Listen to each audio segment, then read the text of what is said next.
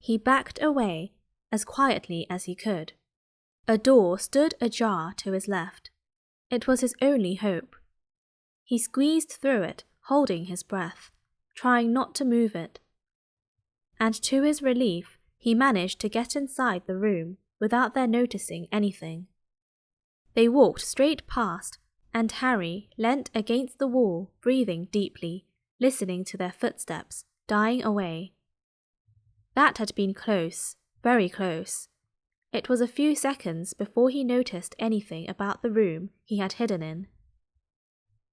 It looked like a disused classroom.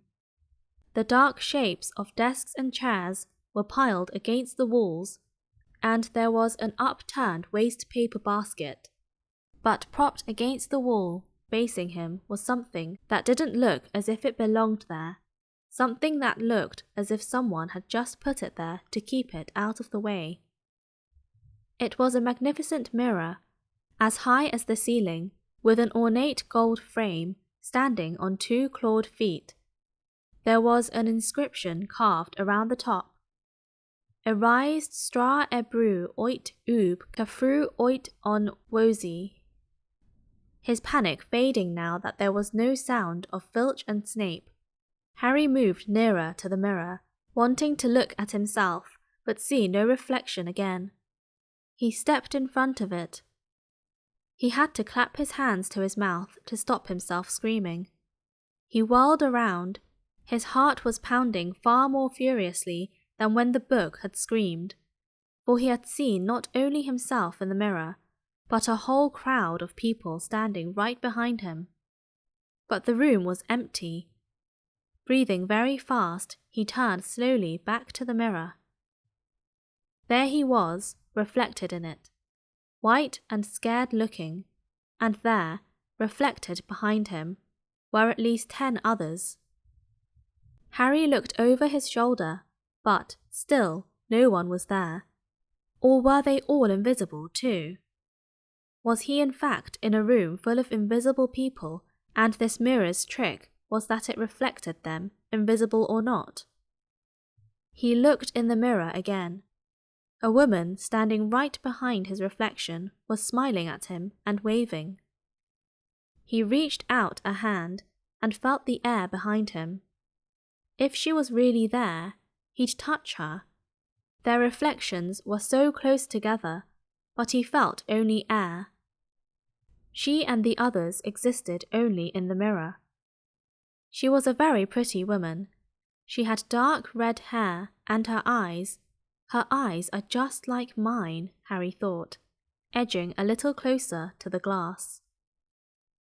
Bright green, exactly the same shape, but then he noticed that she was crying, smiling, but crying at the same time. The tall, thin, black-haired man standing next to her put his arm around her. He wore glasses, and his hair was very untidy. It stuck up at the back, just like Harry's did. Harry was so close to the mirror now that his nose was nearly touching that of his reflection. "Mum?" he whispered. "Dad?" They just looked at him, smiling, and slowly Harry looked into the faces of the other people in the mirror and saw other pairs of green eyes like his, other noses like his, even a little old man who looked as though he had Harry's knobbly knees. Harry was looking at his family, for the first time in his life. The Potters smiled and waved at Harry, and he stared hungrily back at them, his hands pressed flat against the glass, as though he was hoping to fall right through it and reach them. He had a powerful kind of ache inside him, half joy, half terrible sadness. How long he stood there he didn't know. The reflections did not fade, and he looked and looked until a distant noise brought him back to his senses. He couldn't stay here. He had to find his way back to bed. He tore his eyes away from his mother's face, whispered, "I'll come back," and hurried from the room. "You could have woken me up," said Ron crossly. "You can come tonight. I'm going back. I want to show you the mirror." "I'd like to see your mum and dad," Ron said eagerly. "And I want to see all your family, all the Weasleys. You'll be able to show me your other brothers and everyone." "You can see them any old time," said Ron. "Just come round my house this summer. Anyway, maybe it only shows dead people. Shame about not finding Flamel though. Have some bacon or something. Why aren't you eating anything?" Harry couldn't eat. He had seen his parents and would be seeing them again tonight. He had almost forgotten about Flamel. It didn't seem very important anymore. Who cared what the three-headed dog was guarding? What did it matter if Snape stole it, really? "Are you all right?" said Ron. "You look odd." What Harry feared most was that he might not be able to find the mirror room again. With Ron covered in the cloak too, they had to walk much more slowly next night. They tried retracing Harry's route from the library, wandering around the dark passageway for nearly an hour. "I'm freezing," said Ron. "Let's forget it and go back." "No," Harry hissed. "I know it's here somewhere." They passed the ghost of a tall witch gliding in the opposite direction, but saw no one else. Just as Ron started moaning that his feet were dead with cold, Harry spotted the suit of armor. "It's here, just here, yes." They pushed the door open. Harry dropped the cloak from round his shoulders and ran to the mirror. There they were, his mother and father beamed at the sight of him. "See?" Harry whispered. "I can't see anything. Look at them all. There are loads of them. I can only see you. Look in it properly. Go on, stand where I am." Harry stepped aside, but with Ron in front of the mirror, he couldn't see his family anymore. Just Ron in his paisley pajamas. Ron, though, was staring transfixed at his image. "Look at me," he said. "Can you see all your family standing around you?" "No, I'm alone, but I'm different. I look older, and I'm head boy." "What?" "I am. I'm wearing the badge like Bill used to, and I'm holding the house cup and the Quidditch cup. I'm Quidditch captain too." Ron tore his eyes away from the splendid sight to look excitedly at Harry. "Do you think this mirror shows the future?" "How can it? All my family are dead. Let me have another look." "You had it to yourself all last night. Give me a bit more time." "You're only holding the Quidditch cup. What's interesting about that? I want to see my parents." "Don't push me."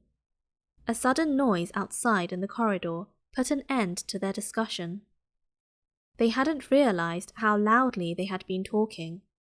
"Quick!" Ron threw the cloak back over them as the luminous eyes of Mrs. Norris came round the door. Ron and Harry stood quite still, both thinking the same thing. Did the cloak work on cats? After what seemed an age, she turned and left. "This isn't safe. She might have gone for Filch. I bet she heard us. Come on." And Ron pulled Harry out of the room. The snow still hadn't melted next morning. "Want to play chess, Harry?" said Ron. "No." "Why don't we go down and visit Hagrid?" "No, you go." "I know what you're thinking about, Harry. That mirror. Don't go back tonight." "Why not?" "I dunno. I've just got a bad feeling about it. And anyway, you've had too many close shaves already. Filch, Snape, and Mrs. Norris are wandering around. So what if they can't see you? What if they walk into you? What if you knock something over?" "You sound like Hermione." "I'm serious, Harry. Don't go." But Harry only had one thought in his head, which was to get back in front of the mirror, and Ron wasn't going to stop him. That third night, he found his way more quickly than before. He was walking so fast he knew he was making more noise than was wise, but he didn't meet anyone. And there was his mother and father smiling at him again, and one of his grandparents nodding happily. Harry sank down to sit on the floor in front of the mirror. There was nothing to stop him staying here all night with his family. Nothing at all. Except... So, back again, Harry? Harry felt as though his insides had turned to ice. He looked behind him. Sitting on one of the desks by the wall was none other than Albus Dumbledore. Harry must have walked straight past him, so desperate to get to the mirror he hadn't noticed him. I didn't see you, sir. Strange how short-sighted being invisible can make you, said Dumbledore, and Harry was relieved to see that he was smiling. So, said Dumbledore, slipping off the desk to sit on the floor with Harry. You, like hundreds before you, have discovered the delights of the Mirror of Erised. I didn't know it was called that, sir. But I expect you've realised by now what it does. It shows me my family. And it showed your friend Ron himself as head boy. How did you know? I don't need a cloak to become invisible, said Dumbledore gently. Now, can you think what the Mirror of Erised shows us all? Harry shook his head. Let me explain. The happiest man on earth would be able to use the Mirror of Erised like a normal mirror. That is, he would look into it and see himself exactly as he is. Does that help? Harry thought. Then he said slowly, It shows us what we want, whatever we want. Yes and no, said Dumbledore quietly. It shows us nothing more or less than the deepest, most desperate desire of our hearts. You, who have never known your family, see them standing around you. Ronald Weasley, who has always been overshadowed by his brothers, sees himself standing alone, the best of all of them. However, this mirror will give us neither knowledge or truth. Men have wasted away before it, entranced by what they have seen, or been driven mad, not knowing if what it shows is real or even possible. The mirror will be moved to a new home tomorrow, Harry, and I ask you not to go looking for it again. If you ever do run across it, you will now be prepared. It does not do to dwell on dreams and forget to live. Remember that. Now, why don't you put that admirable cloak back on and get off to bed? Harry stood up. Sir, Professor Dumbledore, can I ask you something? Obviously, you've just done so. Dumbledore smiled. You may ask me one more thing, however. What do you see when you look in the mirror? I see myself holding a pair of thick woolen socks. Harry stared. One can never have enough socks, said Dumbledore. Another Christmas has come and gone, and I didn't get a single pair. People will insist on giving me books. It was only when he was back in bed that it struck Harry that Dumbledore might not have been quite truthful. But then, he thought, as he shoved Scabbers off his pillow, it had been quite a personal question.